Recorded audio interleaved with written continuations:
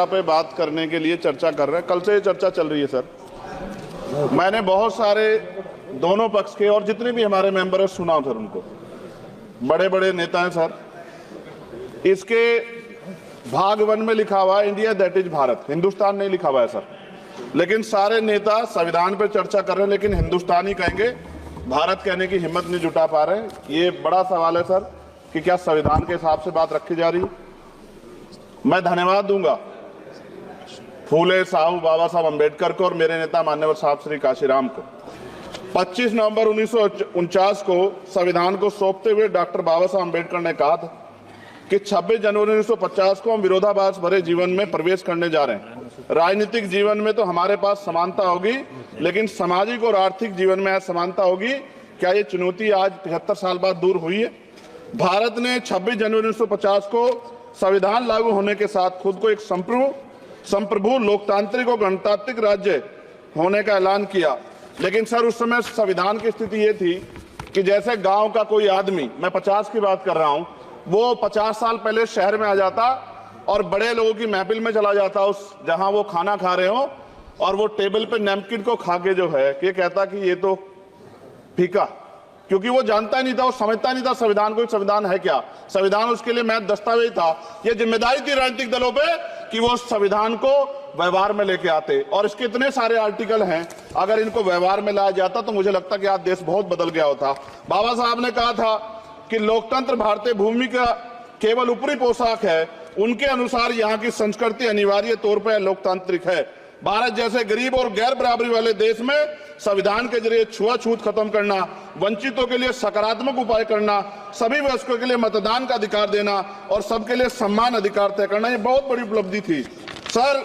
ये संविधान है कि आप वहां बैठे हैं और मैं यहाँ खड़ा होकर अपनी बात रख रहा हूं, और इस देश में आदिवासी महिला के तौर पे जो है राष्ट्रपति बनी है, और प्राइम मिनिस्टर तो नहीं बना, लेकिन शेड्यूल कास्ट के बड़े नेताओं को भी जो है राष्ट्रपति बनने का मौका मिला। इस संविधान की देन, अगर वोट हम पे नहीं होता तो शायद अमीर और जो राजा महाराजा खुद को मानते हैं हमारी गलियों तक नहीं आ पाते, हमारे हाल नहीं जान पाते। आजादी का मतलब सर सिर्फ अधिकार पाना भर नहीं है, इसके लिए हमारे संविधान में सरकार और नागरिकों के अधिकारों के साथ उनके कर्तव्यों का विस्तार से उल्लेख किया गया है। बाबा साहब ने संविधान सभा में दिए गए भाषण में कहा था कि स्वतंत्रता आनंद का विषय है, पर अब हमें अपनी जिम्मेदारियों पर भी ध्यान देना होगा। संविधान ने सुनिश्चित किया कि रानी के पेट से राजा जन्म नहीं लेगा, वोट से नेता तैयार होगा। आर्थिक बराबरी के लिए सरकार क्या कर रही है? गरीब और गरीब हो रहा है, अमीर और अमीर हो रहा है। सुबह उठते कहीं बम की धमकी मिलती, कहीं दंगे की। ये अमृत काल है सर या धमकी काल है? कितना बढ़ रहा है? आर्टिकल 15 सर, भारत में आज भी घोड़ी चढ़ने बैठते होती है। प्लीज सर, क्या दलितों को यहाँ भी बोलने का सर, अगर सबको 4 मिनट दे दो, मुझे दे दो। ये भेदभाव नहीं चलेगा दलितों के साथ। Time is 4 minute, don't waste. भाई सर, आप करो, अगर सबको 4 मिनट दिए तो आप मना करो, मैं बंद कर देता हूँ उसको। क्या दलितों को सबसे आखिरी में नंबर मिलेगा और बोलने का मौका मिलेगा? क्या मजाक कर रहे हैं सर आप? नो, ये all independent people are having only 4 minutes. You take sir, independent में अपनी पार्टी का मेंबर हूँ सर, और जीत के आया हूँ सर, किसी के दया में नहीं आया। Take 1 minute and finish. Sir कल भी बोले तो एक मिनट पार्टी के लोग, आप मौका दो सर। मूछे रखने पर हत्या होती है, महिलाओं पे, छोटे मासूम बच्चों पर रेप हिंसा होती है। एनसीआरबी का डाटा देकर डर लगेगा। यही 1 किलोमीटर में संविधान को जला गया, और महाराष्ट्र के परभनी में अभी भी संविधान को नष्ट किया गया, उसकी कॉपी को। आर्टिकल 25-26 में संविधान में सभी को धार्मिक आजादी। कहाँ है दलितों की, मुसलमानों की, जैनों की, बौद्धों की, ईसाइयों की? छत्तीसगढ़ में सतनामी समाज को संविधान की अपनी धार्मिक आजादी के आधार पर जो है उनको अपमानित करके जेल में बंद कर दिया। संभल, अजमेर, अयोध्या सब इसका उदाहरण है। ये सरकार आलोचना डरती है। कितने लोग जेल में बंद है? मिरान हैदर, खालिद सैफी, उमर खालिद खान, सिफा खान, गुलफ्शा फातिमा और आजम खान साहब राजनीतिक विरोध में बंद है।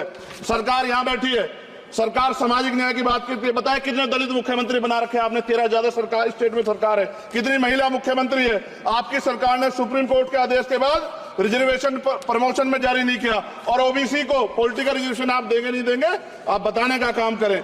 मैं 75 साल की गौरव यात्रा में हम एक सभ्य समाज नहीं बना पाए, इसलिए जाति आधार पर SC, ST, OBC के बच्चों को प्राइमरी स्कूल से लेकर उच्च संस्थानों में भेदभाव किया जाता है।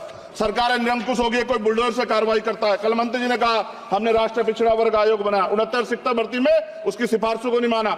EWS के जरिए आपने संविधान पे, आरक्षण के प्रावधान पे हमला किया। 1 मिनट में खत्म कर रहा हूं सर। संविधान सर, न्यायपालिका में आर्टिकल 124 ये कहता है सर, ये अधिकार जो है। संजय सेठ जी प्लीज कंक्लूड। सर 1 मिनट में प्लीज संविधान में न्यायाधीशों की नियुक्ति का अधिकार राष्ट्रपति के द्वारा होना चाहिए, अभी तक नहीं हो रही है। All India judicial service commission कब बनेगा? क्या चंद परिवार ही सर जज बन सकते हैं?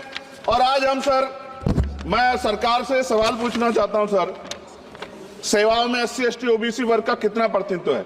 भारत सरकार के मंत्रालयों के अधीन पीएसयू में, बैंकों, बीमा कंपनियों में और स्वच्छता संस्थानों में आउटसोर्स तथा कॉन्ट्रैक्ट पर वर्तमान कार्यरत कर्मचारी कुल कितनी संख्या है? आउटसोर्स और कॉन्ट्रैक्ट में कार्यबल SC ST OBC कितना प्रतिशत है? निजी क्षेत्रों में कार्यरत कर्मचारी, उनके SC ST OBC की वर्ग लाभ। सर खत्म कर, लास्ट पॉइंट सर, मैं फिर स्पष्ट तौर पर कह रहा हूं सर, यहां बैठे SC और OBC के मेंबर से कह रहा हूं सर, उनको सामाजिक जिम्मेदारी का ध्यान भी रखना चाहिए। पार्टी के प्रति वफादारी के साथ साथ अपने वर्गों के प्रति ईमानदारी भी रखनी चाहिए। ईमानदारी नहीं होगी तो इन वर्गों का भला नहीं हो सकता, और हमें बहुत सरकारों से उम्मीद नहीं है। बहुत बहुत धन्यवाद सर। Thank you.